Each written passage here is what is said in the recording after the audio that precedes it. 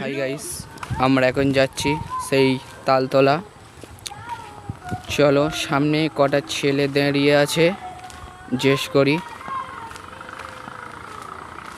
খুব সুন্দর জায়গা, ভাইরাল তালতলা। ঢাকাটা থেকে আসলে মাত্র 3 মিনিট লাগবে। আপনারা আসুন, সেই ভাইরাল তালতলা। খুব সুন্দর জায়গা। ওই কটা ছেলে জিজ্ঞেস করবো, ভাই এখানে আসো একটু। বলছি জায়গাটা কিরকম? ভালোই তো লাগছে। ও, তা আপনাদের এখানে তাল বাগান যেতে দেখতেন পাচ্ছি আমরা তালতলায় চলে এসেছি। চলো তালতলার দিকে রওনা দিই। আমরা সেই চলে এসেছি নারায়ণপুর তালতলা। আপনারা দেখতে পাচ্ছ সব আমাদের ঘুরে। আমরা তালতলায় চলে এসেছি, দেখতে পাচ্ছ।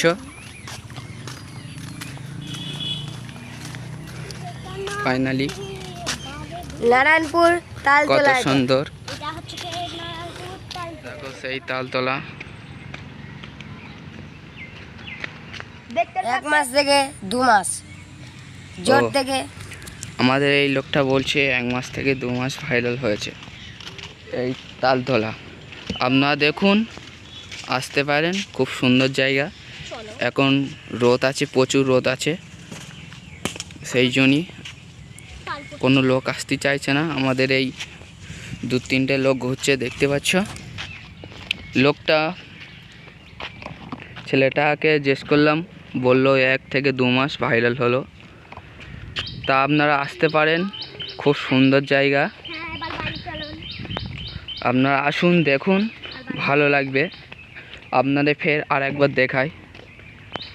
দেখো কত সুন্দর জায়গা, দেখো তাল গাছও কত সুন্দর।